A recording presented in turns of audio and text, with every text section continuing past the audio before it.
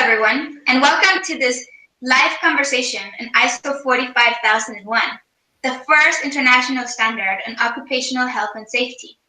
I'm Maria Lazarte from the ISO Central Secretariat, and we're very excited today to have 4 experts who were involved in the development of the long-awaited ISO 45001.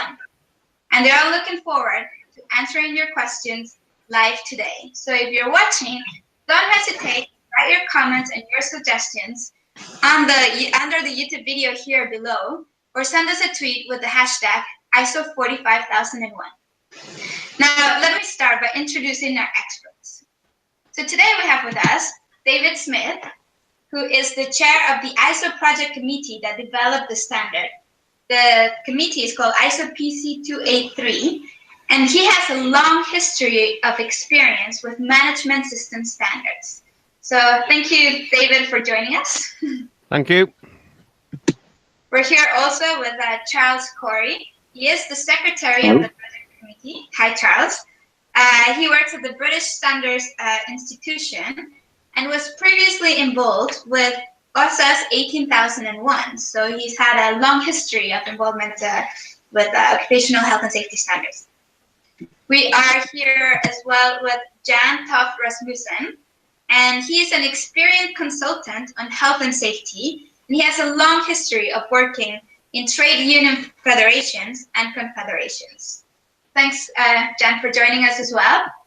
And of course, last but not least, we're here with Richard Jones, who is a health and safety professional. He's been in this position for over 28 years. And he was also involved in the development of OSAS 18001, and of course, now ISO 45001. So thanks, Richard, for being here as well. If you want to learn more about our participants, please check the Facebook event page where you'll see their full detailed bios. But now let's get started. First of all, why don't we start with a little bit of background before we go into more detail? Maybe David, as the chair of the committee, you can give us a little introduction to why there was a need for ISO 45001 in the first place. Well, the history of standards is quite interesting, but we've had a quality system since 1980s, international quality system, that looks after the products organization and the services and requires them to meet a high standard. And then we developed a standard on environmental management. It seemed to me that, and this was in the 1990s, that we were short of a standard on occupational health and safety management. And although there's lots of regulations and standards in each country, and we seemed to have a gap. So we believed that organizations should look after the people that work for them and provide the goods and services that they do in a healthy, safe work environment. And so that's what started the project off. Thank you, David, for this brief introduction. Perhaps Jan could tell us a little bit more especially from your trade union perspective, like how does the standard concretely help workers? You know, how is it going to make life better or any difference for workers?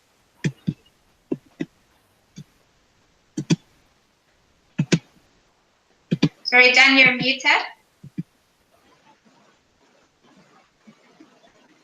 There you go. You're still. You please unmute yourself.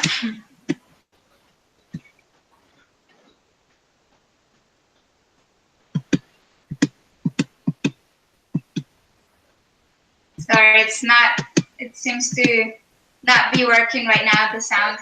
Oh yes, okay, we can hear you. That's good. Okay. That's good. Go ahead. All right, thanks.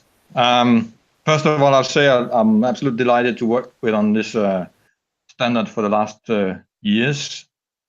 There's a lot of experts from around the world who've participated. I'm surprised that all the issues that we talk about, no matter what country you are, it's the same. It's the same issues, it's the same worries, it's the same answers. So I absolutely think that this standard is really global. It will answer most of the questions that companies that want to do with occupational health and safety, that the questions they have. So that's just for starters. I think the main issue here is the standard gives the companies, the organizations, a systematic approach on dealing with occupational health and safety. Like some of the principles is about the company has to determine the hazards on occupational health and safety. They have to find the opportunities that the development in the company gives them to improve occupational health and safety. They have to find out how they prevent that people are injured or have illness, ill health, and how would they go about creating safe workplaces. So it's like a systematic approach to dealing with occupational health and safety at all. And then there's also some chapters about managing changes. When changes occurs in the company, how do you go about making sure that this will improve working conditions in the company or in the organization? And that gives you guidelines on how to tackle these issues. There's a lot of changes going on, and if you're not up in front dealing with the issue, it could mean that you're always lacking behind, and you have to deal with injuries and ill health and accidents. And then I think the one of the core issues and principles of the standard is that it gives you a guideline on how to prevent occupational health and safety, ill health or sickness or accidents. We call the hierarchy of control. It's known from different national legislations as well, but it's incorporated in the standard, and it gives you guidance. So, for instance, if you're dealing with noise, find out what part of the machine is causing the noise. How do you make the noise lower? What kind of acoustic measures can you do in the working room? And then at the very last step on the control measures, you can talk about personal protective equipment. But it gives you all the alternatives. So it actually gives you a guideline of how to tackle occupational safety matters. Thank you, Dan, for that very good answer. You mentioned as an example personal protective equipment. Maybe David, you can tell us what would ISO 45000 say about this, just so we can get a better understanding of how the standard works. Oh, thank you. I mean, I'd like to say, like Jan, I was very privileged to lead the development of this standard. And the principle has been one of making sure that management look after workers and that they reduce the possibility of them being injured at work through long-term exposure or to risks. In some cases, personal protective equipment has been used rather than facing up to either reducing the risk or removing the hazard or putting in controls in place. That isn't what the standard is about, trying to make the workplace safer and not using PPE only as a last resort. The standard doesn't say you have to provide PPE because standards talk in terms of shall, and shall, in this case, the worker we're talking about is everybody. He's talking about those who are employed by the organizations and also the contractors. And now contractors who come into the organization may be brought in as specialist contractors. And we wouldn't necessarily, as an organization, specify what they should wear and how they should be trained. That would be a responsibility of the contracting organization. And it's up to the management to make sure they get a competent organization in. So PP is not the foundation for health and safety management, but an extra that's necessary in some cases, but should not be the main focus. Okay, thank you. Thank you, David. It's an interesting example. Who should be using this standard, though? Who is this? Who's the target audience of ISO 45001? Maybe Richard, since you're a safety professional, you can help us out with that one. Yeah, sure, Maria. Thanks, and it's great to be here with everybody else. ISO 45001 is designed to be used by organizations of any size, sector or location. So it can be used by all organizations to check that their occupational health and safety arrangements are up to the standard. And those organizations with certification to other ISO management system standards like ISO 9001 or 14001 may want to add ISO 45001 to help them create a more integrated risk management approach within their organization. Then there are those who are already certificated to OSAS 18001, who most of whom will want to migrate across to the new standard. So lots of organizations already familiar with ISO standards will be interested here. But of course, there will be those who are new to international standards who just want to benchmark themselves against this new framework, whether or not they're interested in certification.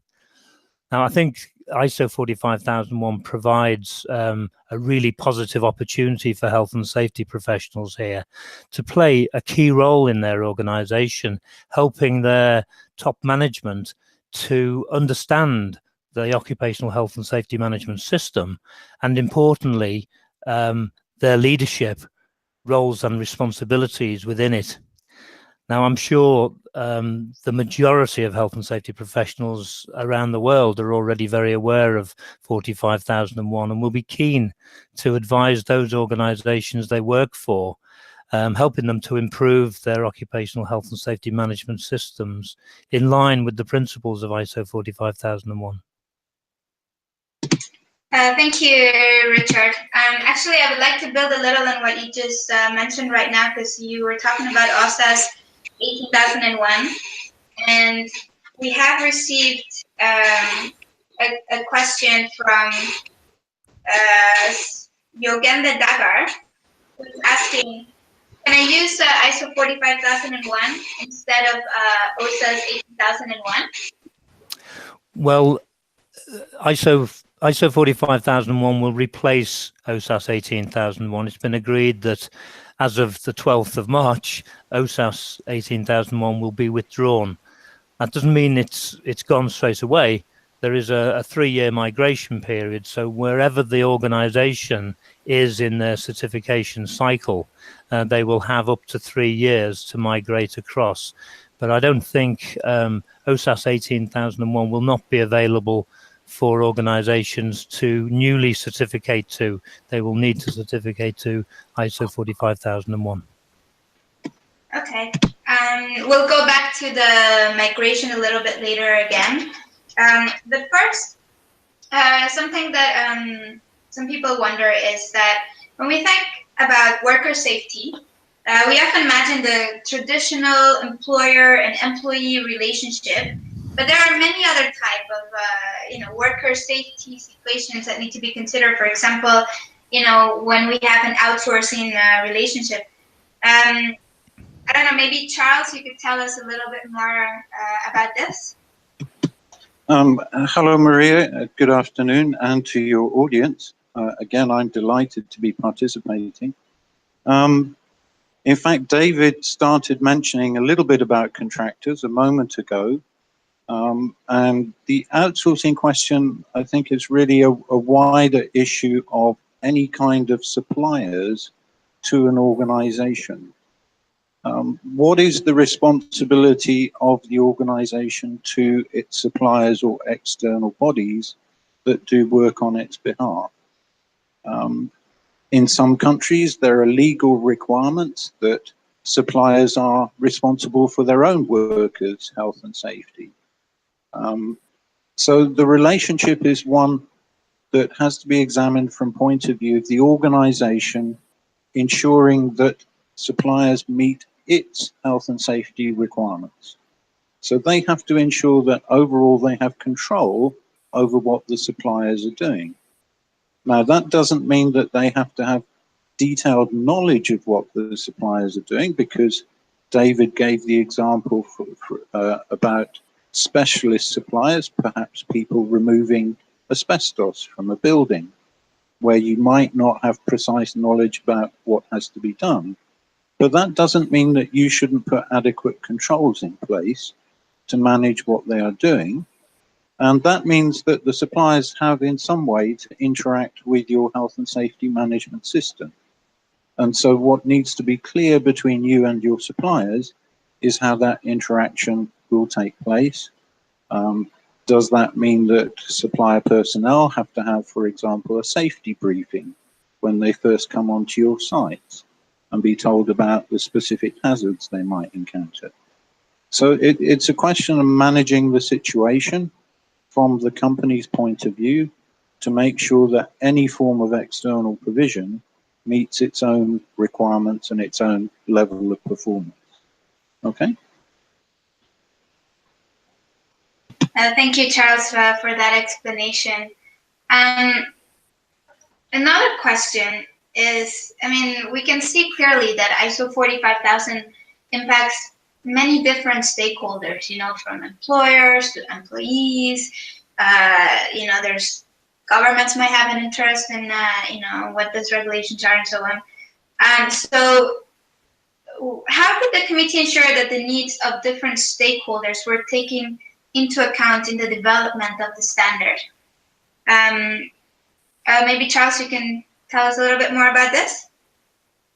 Okay, when you constitute an ISO committee, you normally request the national standards bodies to select people to participate in its work. And that's part of the normal process of agreeing a new project. We did that.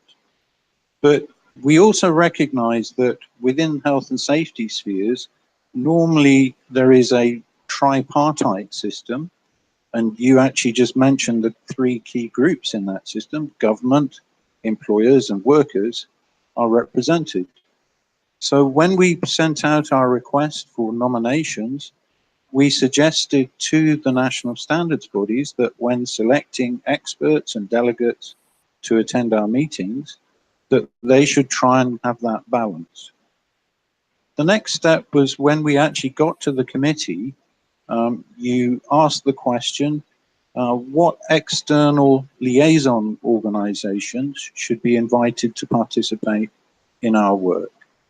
And through that, we had key bodies like the International Labour Organization, the International Trades Union Congress, and the International Organization of Employers, the IOE. So they all came on board, and through those means, we achieved a reasonable balance, we feel, between employers, government, and unions.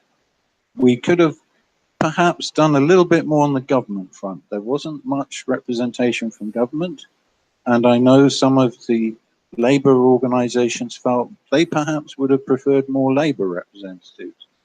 But I think overall we got the three views represented during the work of the committee. Would you say that there was also white representation from different countries? We were very well represented by different countries. We started with a membership of only 27 countries, and we ended up with a membership of something like 85 countries. So during the process, we grew quite considerably. But clearly there's a lot of interest in that. We're starting to receive quite a few questions from the public. So maybe let's answer some of those. We have Latpin Wong Wai, who is asking, ISO 45000 uses the terms legal requirements and other requirements rather than compliance obligation, as in 14001. What is the nature of this difference? Who wants to take that question? David? I think it would be better if Charles answered this. It's quite a technical thing, and it's to do partly down to ISO itself. We've had a lot of discussions about how we manage these terms about legal and other requirements, and we prefer that to compliance obligations. But I mean, the reality is that we were trying to get over a certain message and distinguish so people can understand there are legal requirements that you have to follow, which are just unique in your country, or maybe where other requirements may be codes of practice and things that your industry accepts across the world or in your country, or you have accepted as part of the general agreement within your large organization. It might be a multinational that has a particular standard it applies with. But I think Charles would be better to try and distinguish between why we accepted one rather than the other. Okay. In reality, there's no difference between legal requirements and compliance obligations. If you look at the definitions, they are formally the same definition. ISO 14001 used to use legal and regulatory requirements, but it decided after the publication of an ISO standard 19600 on compliance obligations that it would move to using the term compliance obligations. Within the PC283 community, they felt that the word compliance obligations was a bit strange. It didn't have the immediate impact that using legal or regulatory requirements had, or the same degree of understanding. So they preferred to stay with the old term. That is the only difference. Okay, well, thanks for clarifying that technical detail. And before we get to a lot of questions that we have regarding the how ISO 45001 and OSAS 18001 compare, I would like to ask, what do you think is the biggest benefit of using ISO 45001? Maybe John can tell us a little bit more about this from the worker perspective. Well, I hope I'm on the air now. The mic is working now. Okay, great. I think the main issue in a news perspective is that the standard underlines the top management have to take charge. A lot of our members in the trade unions are asking for employers to take responsibility for the occupational health and safety. And there's actually a whole paragraph, more paragraphs in the standard about top management taking responsibility. And it shows the top management how to do this. So that will be looking at from a worker's perspective to get this participation from top management will change a lot of things in a lot of companies, even in modern companies. Now, if you would look at it from the worker's perspective, I think the core business is about creating work-life, work positions, job tasks that are safe, and even that they can participate in creating safe workplaces and a good job. And that will be, I think that's the main issue for workers. If you would go to management and say what benefits for them, this could be, the trade unions are asking this for centuries to top management to take responsibility. But for those, if they really go into the standard, this could be a tool to turn the ship around. Start directing or managing your company in a totally different way than we usually see in other companies. It's actually a systematic way of approaching any problem, not only occupational safety, but other problems as well. So I think that they will, when they take charge, they will see that they get better productivity, there will be better quality, but there will also be better occupational health and safety standard or status in the company. So I actually think that this is also a tool to top managers to create their own future of the company, because the systematic approach into standard are so basic, and so it's really all over the standard. So it gives the top management a tool to strengthen their company if they follow what's in the standard. So I think that's the core business. May I add to that, Maria, that what Jan said is spot on. One of the key things is that this standard, like the ones on 9,000 and 14,000, requires that the health and safety requirements are embedded into the organization's business processes. And so we used to have very much a situation in some organizations where safety was seen as a separate subject and managed almost as a separate part of the business rather than an integral part of the business. I think one of the greatest strengths of this standard is it makes it quite clear. You cannot do that any longer. You have to make health and safety part of the business risk management system and manage it like you do other issues that make an organization effective.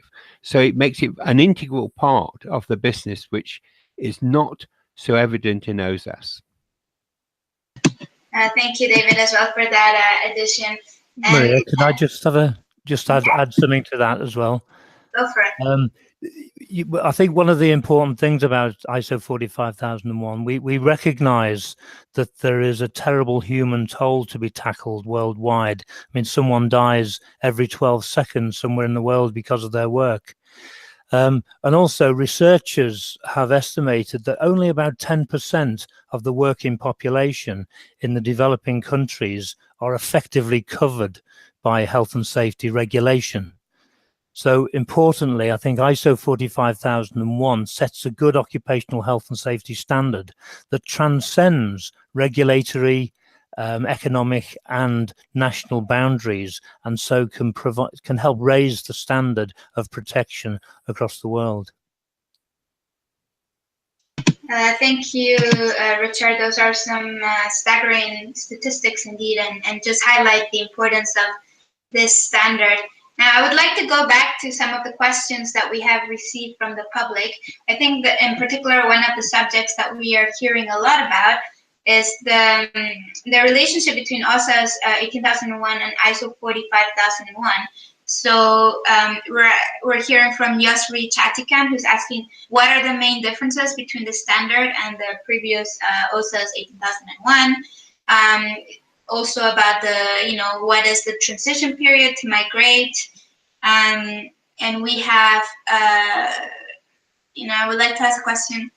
What are the additional benefits, asks Amar Mansour, that ISO 45001 provides over OSAS 18001? So I don't know if Richard or Charles is some of our experts on the OSAS 18001 can tell us a little bit more. Yeah, I'll pick that one up, and Charles can add anything at the end. Well, OSAS 18001 and 45001 are similar in so much as they both use the Plan, Do, Check, Act model and are risk-based. But ISO 45001 has some important differences and improvements, I think. Firstly, it follows Annex SL, the high-level structure, which means that it's closely aligned to the other international management system standards, the same clauses, common terms and definitions, and core text. It has a much greater focus, as Jan said earlier, on leadership or top management, as the standard refers to it. And this requirement for worker participation in all parts of the management system. The other interesting part, I think, is that organizations now need to ensure that the occupational health and safety management system is designed to take account of their context. That's all the internal and external factors, the needs and expectations of interested parties that can affect both health and safety within the organization and the health and safety management system itself. It also recognizes that we live in a digital age, and that information is generated and stored in all manner of formats these days. And so it's for the organization to determine how it will manage its documented information. Now, this has tremendous potential for reducing paperwork quite considerably. One of the other leadership focuses is, and I think David said this, it needs the occupational safety and health management system has to be integrated into the overall business process. And this means that occupational health and safety is less likely to be seen as a standalone subject. So we think it'll get the leadership, the strategic focus, and the resources that it requires. There's also a focus on continually assessing occupational health and safety opportunities as well as the risks. Now, I think this gives the greater emphasis on finding innovative ways of improving the occupational health and safety management system, providing, of course, their safe and healthy ways. And finally, as a truly international standard, I think it stands much more chance of being accepted more widely across the world. Charles, maybe you want to add something about the transition period to from OSAS to 45001? Indeed. The OSAS project group has been talking with the International Accreditation Forum, and they have agreed a 3-year migration period, they're calling it, not a transition period, similar to what happened with the new editions of ISO 9001 and ISO 14001. So yes, the 3-year period has started as of yesterday, and this really relates to accredited certification. So companies that currently have... Excuse me, Maria, sorry. Can you repeat just the last phrase, because there was a little freeze? Okay, this applies to accredited certification. So those companies that are currently holding accredited certificates, they have 3 years in which to make the migration. For those that are not holding accredited certification, but just ordinary certification, again, we would recommend that they work to the 3-year limit. What has happened is that with 18001, a number of national standards bodies were not entirely comfortable with adopting a non-ISO standard as a national standard. But with ISO 45001, we can see they're already queuing up to do so. And that has affected the willingness of the accreditation bodies nationally to offer accredited services to the certification bodies. Again, that's changed with ISO 45001. So now most of the big certification bodies will be offering accredited certification to ISO 45001. And obviously they will be encouraging their clients to move towards using that standard. And we think 3 years is a reasonable time period in which to make the change. Okay. Can I just one short remark on this as well? Yes, John. Just to show that when we discussed the standard, the development of the standard, there was a lot of people in the room that were occupied with what about the small businesses, the small organizations that are not yet, for instance, not the 18001, but wanted to go into having a management system. So when we discussed the different clauses in the standard, we talked about how would a small company go about doing this, not making things too complicated. But I really think that the standard is also, small companies will be capable of also going on board on this standard and making their own systems with their own, I mean, depending on what they're doing, what branch they're in, the complication of their production systems and so on. It should be able also for small companies to go into this, even though they don't have a certificate already. All right. Thanks, John, for that. You actually answered one of the questions that we have received from the public, which was, what are the advantages of ISO 45001 for SMEs? You know, can I just add to what Richard was adding earlier? Very much the issue about integrating into the business processes is one of the key elements, but we have also made it clear that all top management have a role to play where the impact on health and safety, which probably was not the case. So even SMEs and whatever, the person who's responsible for the finances and procurement now have to take part or have to be aware of their responsibility where it impacts on occupational health and safety. So when the procurement manager places an order, when he or she places an order, they need to be thinking about the risks of that to the workers and the people involved in the organization. And they also need to be aware, if you say a finance of the health issues, say, of your workers in the office, and if they're under stressful conditions. So we have made this not just one on the a wider role for everybody has to be aware of their responsibilities, not just one top key manager in the organization. Thank you for that clarification, David. Now, one of the questions that is also coming up quite a bit regarding ISO 45001 is its relationship with the term risk. Yeah. According to Sulkifi, the standard introduces the term risk. And what is the difference between risks and hazards? Who can tell us a little bit about that? David, you're in mute. I mean, there was the standard makes it very clear that what the difference is. You need to look at the actual definitions. The hazard is a situation where harm could occur, in effect, in simple language. The risk is a measure, a way we measure how the likelihood that harm can occur. So we look at both the potential of the harm and the likelihood of it happening, and we use that as our risk definition. So we clearly make a distinction between a hazard and a risk. A hazard is the potential for harm to occur. The risk is the likelihood and the consequences of the harm. So something that could be very, very harmful and very likely to happen is of greater importance than something that could cause minor injury and very unlikely to happen. And the reason we do this is to actually get organizations to focus on the big things that can have an impact on the safety and health of people in the workplace, rather than necessarily focusing on the minor things. I don't know, Richard Jones is probably better to may feel he can add very much to that. No, I think you've covered that quite well, David. Well, thank you both.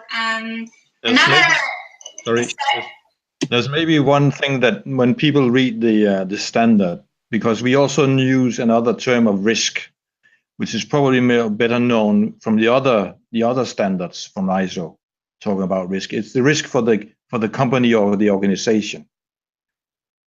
So it also, I mean, something could happen to the company, in the market or in the branch or whatever. A new production is coming into the area where the company is operating, and that could also mean a risk for the company. It's not an occupational health and safety risk in a term that David's talking about, but it's a risk or a change in the surroundings of the company that could influence the company's ability to create safe workplaces. And that's also one of the terms in the standard. When you read it, you will see the difference, because it's explained in some of the first paragraphs in the standard that there's two kinds of risks. So people who are working with, for instance, quality or environment would know the difference when they see it. Okay. Thanks, Dan. I think you actually introduced one of the issues that people are asking about as well, which is, what is the connection between ISO 45001 and other ISO management standards? For example, we have here Hamad Tariq, who is wondering if the ISO 45000 structure is based on Annex SL or any other new version of an ISO standard. So there's a lot of questions here about the relationship between this standard and maybe other ISO management standards. I don't know if David is perhaps the best person to tell us a bit more about this as an expert in management system standards. Thank you very much, Maria. Yes, it's one of my passions. The issue is that to make sure that we manage health and safety like other subjects is to make it very, very compatible with other risks that are managed by the organization. And ISO developed what's called Annex SL, and that is the framework that is used for the management system standards, such as 9001, which is quality, 14001, which is environmental management, 27001, which is information security. So we have tried to make sure that the standards all are aligned and use common terminology as well wherever possible. The advantage of this is that those organizations that have more than one of the systems will be able to align or integrate their common parts in very much easier. They should be identical, practically identical, with very slight changes maybe or additions, and that they can therefore find it easier to manage these and to assess them jointly, and when they review them, look at the total picture rather than just quality or environment or safety as one aspect when they all can impact on the organization. So the intention is to make them very similar. So in fact, one point out, if I may, is that when you look at 45001, it has components which are not present from Annex SL and not in 9001 and not in 14001. But they would be beneficial for an organization. If you look at participation of workers, that might well help. I would expect it to help for environment and for quality. So we should be looking at integrating the best bits of all these into the organization and accommodating them across the various standards rather than just do them in isolation. Thank you, David. Well, we're coming, I think, towards the end of our conversation. But before we conclude, perhaps we can have some last thoughts from some of you, last messages. In particular, some of the questions that we haven't had the chance to answer yet, ask, how do you get top management convinced to adopt this standard? Or what is the responsibility of the company, when using ISO 45001? So I don't know if maybe we can start with David, if you have a last message. Well, I'm of the opinion, I'm sure the others will agree, that an organization that adopts this management system standard should see an improvement in performance with regard to occupational health and safety, which should have many, many benefits for the organization. It should mean that there is better operation and cooperation, more respect between managers and workers. I know at the VAR, which hasn't always been there. That there may be insurance benefits. There should be less time off work, should be more continuity of work, less workers leaving an organization because they feel they're not valued. So there's many, many benefits, I believe, for an organization taking this on board. And I think that, and also in the end of it all, we should be meeting the regulations of the particular country they operate in. So I see this as a great step forward, and hopefully will reduce the great impact that we have now of loss, injuries, and the terrible cost on people's lives and their family from injury at work. Thank you, David. Anyone else wants to leave us with any last thoughts? I'll chip in as well. I think ISO 45001 is a great opportunity for organizations worldwide to improve the management of occupational safety and health right across their operations and into their supply chains, which I think is very important. And I think the other important aspect of 45001 is it also encourages designing in good health and safety at the earliest possible stage. So this makes risk management more cost effective and efficient. And I'm sure, speaking as a health and safety professional, there'll be health and safety professionals across the world who are keen to work with those organizations they work for to strengthen the occupational health and safety management and share global good practice, which is what 45001 is. And ultimately, this will help save lives, support businesses, and sustain communities. Can I supplement this for the last? Okay, I thought about this because I meet a lot of employers and say and I would like to go on board on this standard. Also the old one, try to get them on board on this. And I think some of the companies or some of the management are doing this because they have had visits from the labor inspectors, giving them fines, giving them notices, and so on. And that could for some of them, this is the reason why they go into standards. Or it could be customer demands. I mean, if you have a big customer who wants you to document that you are able to deliver or work for them in a safe way, they asking you can get a certificate. That might be very good reasons to start to get into this standard, but it shouldn't be the driver. I mean, the driver should be take care of your workforce, work with continual improvements of your production. It's good business. It's so simple. That's a great concluding line. But Charles, your turn before we close. My turn. Okay, thank you. You've heard from David, I think, the health and safety reasons for using the standard, and from Richard and Jan, the business reasons for using it. For me, it's the global perspective.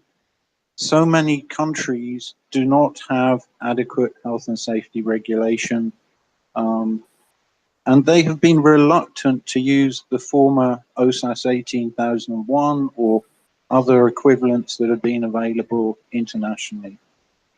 Really, we're hoping now that with this new ISO standard, that we will start seeing them adopt the standard and that we will see health and safety improve around the world.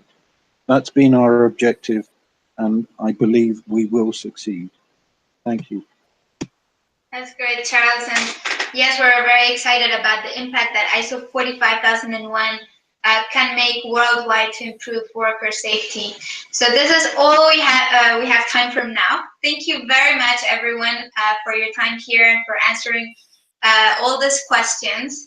And for everyone else who's watching, please stay tuned, because throughout the week we're going to be sharing resources and tips and articles on our social media channels. So follow us on Facebook, Twitter, LinkedIn, whatever you prefer. We also have this great magazine, which well, it looks inverted right now, but I recommend that you read this great resource available on our website on iso.org. And just, like, keep tuned throughout the week for a lot more on ISO 45001. Thank you very much, everyone. Goodbye.